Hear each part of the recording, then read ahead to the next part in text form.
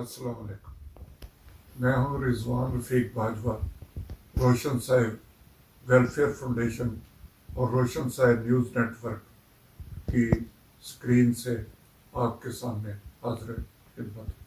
ہمارا آج کا موضوع ہے ون ویلنگ۔ معاشرے میں ون ویلنگ کرنے والے ون ویلر، ان پہ ہم گفتگو کریں گے۔ ویڈیو بنانے سے پہلے میں سوچ رہا تھا کہ میرے دوست ذوالفقار چودھری، جن کا کالج کے زمانے سے میرا ایک تعلق چلا آ رہا ہے، وہ مجھے ہمیشہ کہتے ہیں کہ تم سماجی اور معاشرتی جو مسائل ہیں ان پر لکھو یا گفتگو کرو، لیکن ملکی حالات ایسے ہوتے ہیں کہ آپ سیاست سے بھی دور نہیں رہ سکتے، آپ کو سیاسی معاملات پر بھی بات کرنی پڑتی ہے۔ لیکن پھر بھی میں کوشش کرتا ہوں کہ مجھے جب بھی ان کی کہی ہوئی بات یاد آئے تو میں فوراً اپنے قلم کا رخ سماجی اور معاشرتی مسائل کی طرف موڑ دیتا ہوں۔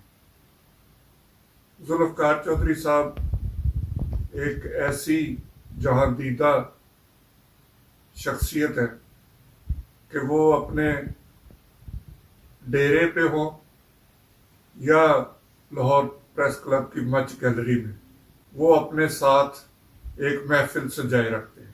ہم بھی ان محفلوں کا کئی بار حصہ بنے ہیں۔ تو آج میں پھر ان کی جو خواہش ہے اس کے مطابق ایک سماجی مسئلے پر جو ہمارے معاشرے کا ایک سمجھے ناسور بن چکا ہے، اس پہ گفتگو کرنے کے لیے حاضر خدمت ہوں۔ جی، تو میں اس بارے میں آپ کو کہنا چاہتا ہوں یا اس مسئلے کی نشاندہی کرنا چاہتا ہوں کہ ہمارے جو معاشرے میں موجودہ دور میں ون ویلر کرنے والے نوجوانوں کی تعداد میں بے تحاشا اضافہ ہو چکا ہے،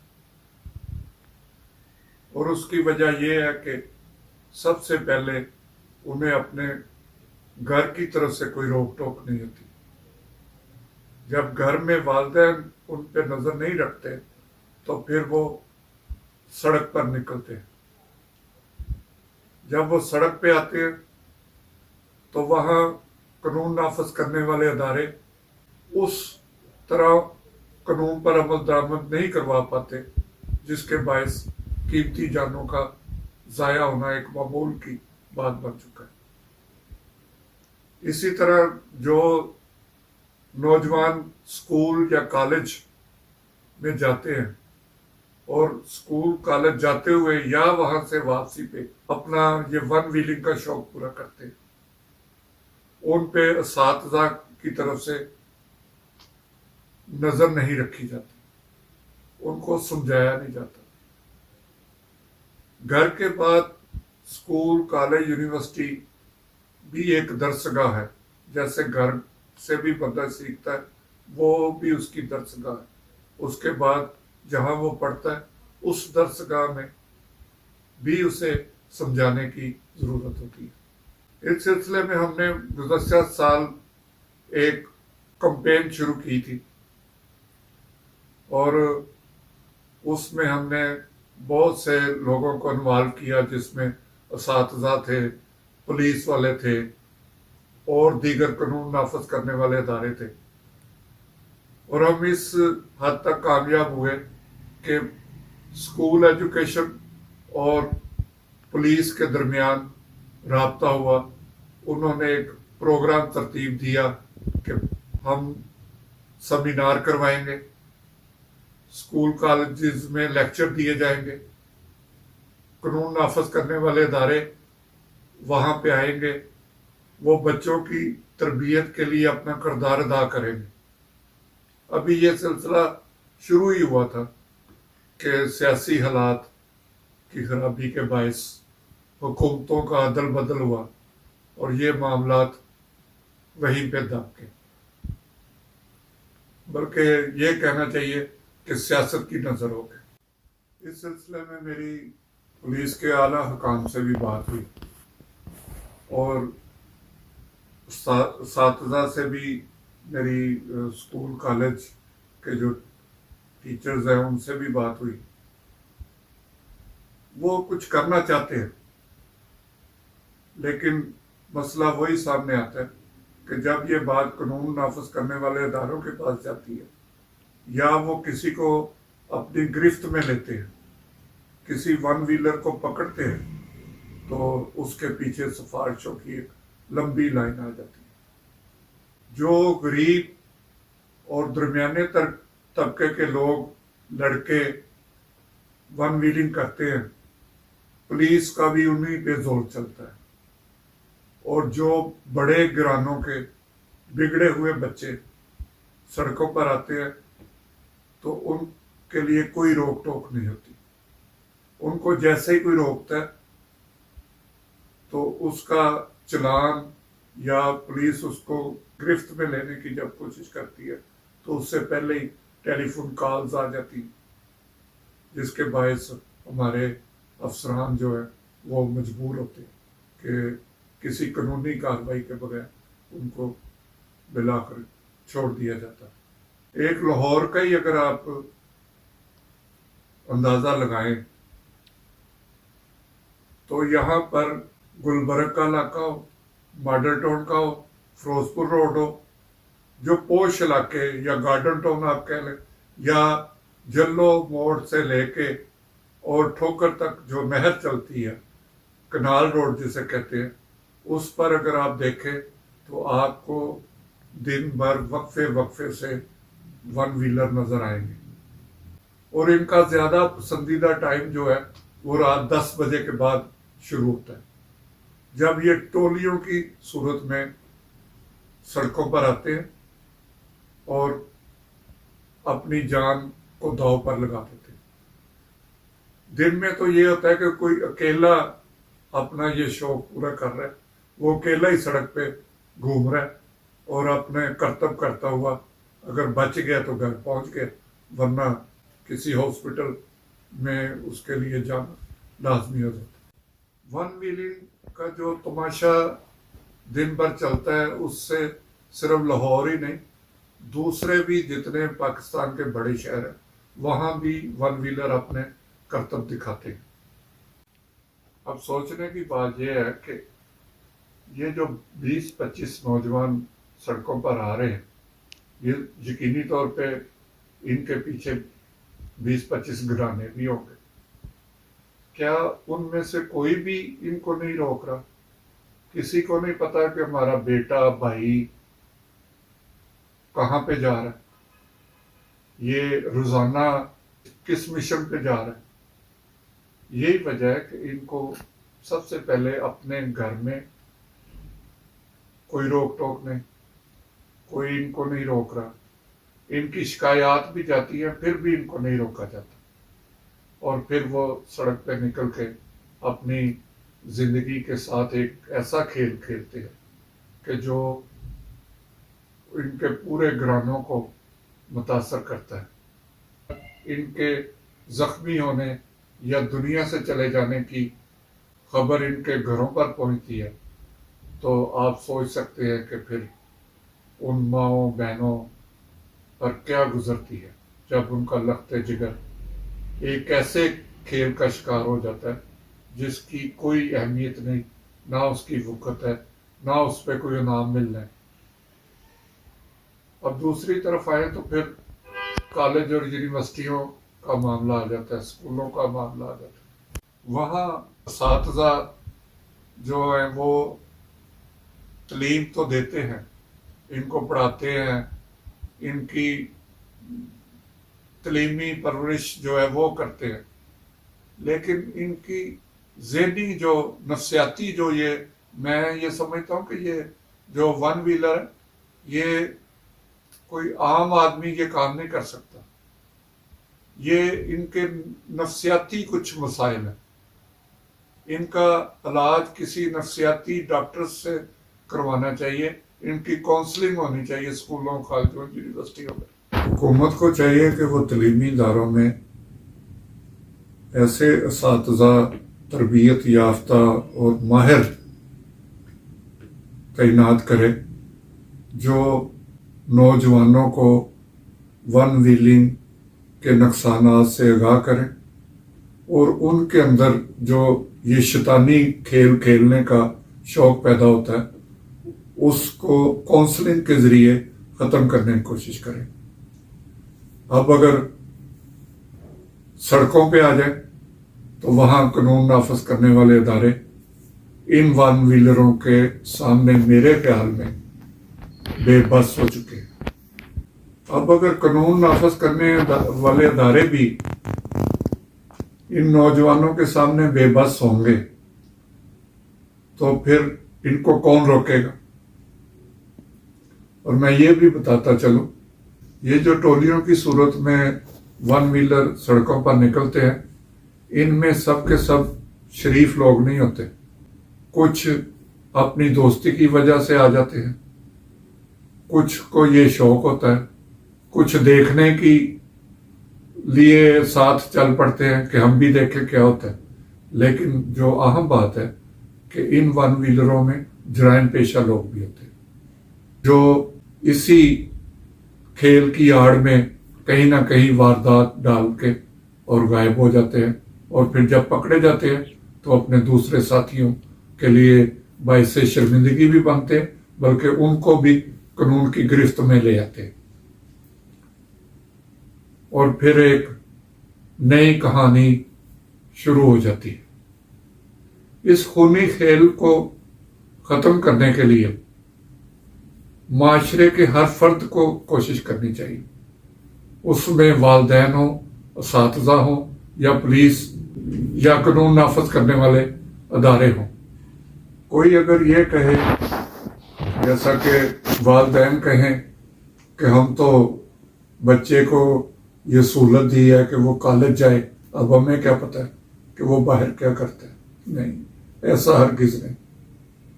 ہر نوجوان کے گھر والوں کو علم ہوتا ہے کہ اس کے بچے کی کیا سرگرمی ہے، اس کا رزلٹ بتا دیتا ہے کہ وہ پڑھائی کی طرف ہے یا کسی اور کاموں کی طرف لگا ہوا ہے۔ اس کی سوسائٹی سے پتہ چل جاتا ہے کہ وہ کس طرف جا رہا ہے۔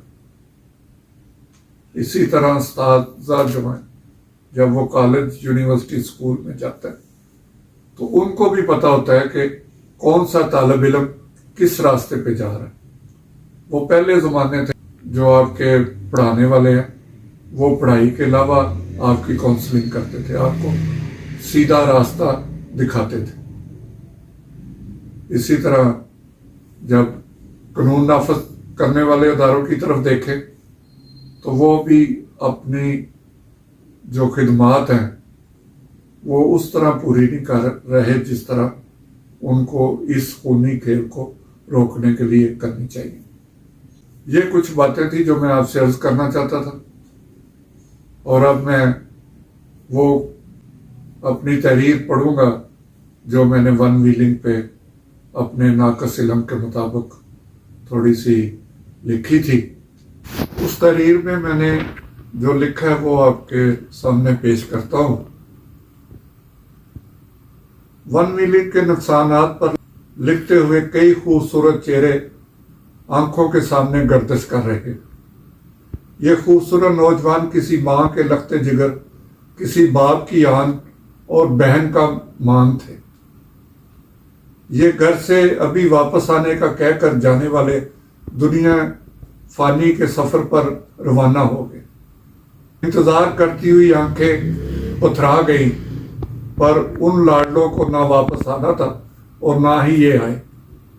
ون ویلنگ سے جاں بحق ہونے والوں کی تعداد کہاں اور کیسے جان سکتے ہیں، اس کے متعلق بہت کچھ لکھا جا چکا۔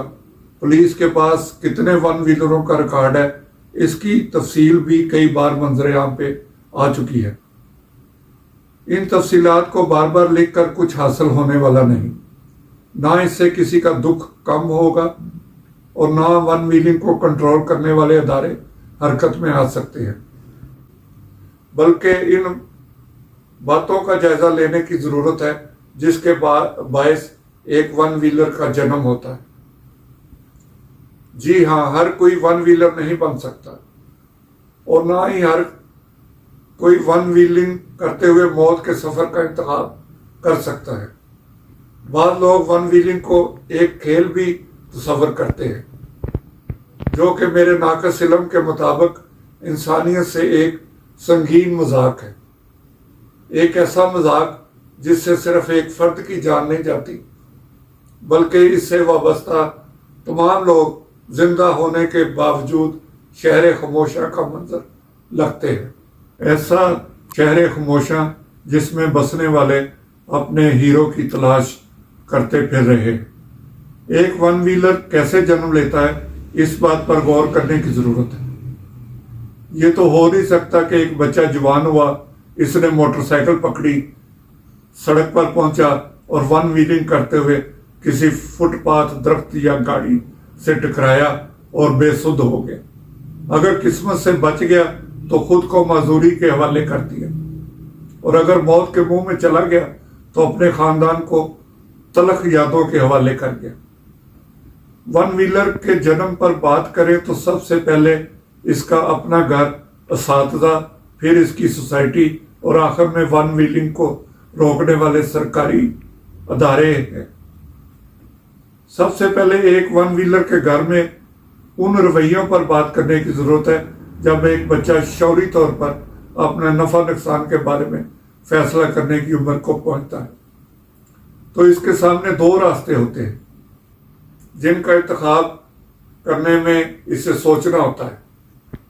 نوجوانی کے منہ زور وقت پر اگر گھر میں اس کی غیر نصابی سرگرمیوں پر نظر رکھی اور کسی بھی لمحے شعور میں جاتی ہوئی عمر کے دوران کوتاہی کا مظاہرہ نہ کرے تو ایسا ممکن نہیں کہ وہ کسی غلط راستے کا انتخاب کر سکے۔ اگر ہم ون ویلر کی منفی سوچ کو ختم کرنے کی کوشش کریں تو وہ موت کے منہ سے بچ سکتا ہے۔ گھر میں بچوں پر نگرانی اور بہتر تربیت سے ون ویلر کے جنم کو روکا جا سکتا ہے۔ گھر کے بہتر ماحول سے ون ویلنگ کو بڑی حد تک ختم بھی کیا جا سکتا ہے۔ آج کے دور میں نوجوانوں کو موبائل کے ذریعے ہر کسی تک رسائی ممکن ہوتی ہے۔ ان کی رسائی میں اچھے اور برے لوگ بھی ہوتے ہیں۔ یہاں بھی اگر بچوں کی گھر میں اچھی تربیت کی گئی ہو تو ان کو آج کل کے آزادانہ ماحول میں بھی بہتر فیصلے کرنے میں کوئی مشکل پیش نہیں آتی۔ مزید اس پر کہنا چاہوں گا کہ ون ویلنگ کا ناسور معاشرے میں جس تیزی سے پھیل رہا ہے، اس کو روکنے کے لیے سخت اقدامات نہ کیے گئے تو اس کا شکار ہر گھرانہ ہوگا۔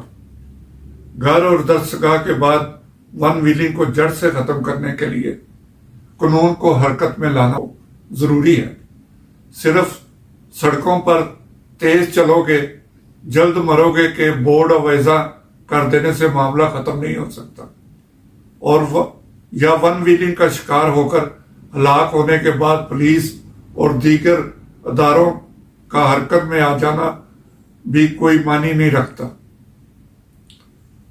جب تک قانون نافذ کرنے والے ادارے مکمل یکجہتی کے ساتھ ون ویلرز کے خلاف مربوط طریقہ اختیار نہیں کریں گے، ون ویلر نوجوان قابو میں نہیں آئیں گے۔ حکومت کو چاہیے ون ویلنگ کی روک تھام کے لیے سیف سٹی اتھارٹی کو دیگر قانون نافذ کرنے والے اداروں کے ساتھ شامل کریں، جہاں سے ون ویلروں کی نشاندہی ہو سکے اور وہ فوری طور پر گرفت میں آ سکے۔ ون ویلنگ کے تدارک کے لیے سوسائٹی کا بھی اہم رول ہے۔ لوگ سڑکوں پر دوڑتے ہوئے ون ویلروں کو دیکھتے ہیں، برا بھلا بھی کہتے ہیں، لیکن ان کو روکتے نہیں، بلکہ اپنی آنکھوں کے سامنے مرتا ہوا دیکھتے ہیں۔ یہاں بھی حکومت کو ذمہ داری کا مظاہرہ کرتے ہوئے والدین، سوسائٹی کے معززین، اساتذہ اور قانون نافذ کرنے والے اداروں کے اعلیٰ افسران پر مشتمل افراد کی ٹیم تشکیل دینی چاہیے جو ون ویلنگ کو بھی روکے اور ون ویلر کے جنم کو بھی۔ یہ تھی وہ گزارشات جو میں آپ کو پیش کرنا چاہتا تھا، اور ایک بار پھر میں ذوالفقار چودھری صاحب کا شکریہ ادا کروں گا کہ وہ مجھے گاہے بگاہے سماجی مسائل پر گفتگو کرنے کے لیے کہتے رہتے ہیں۔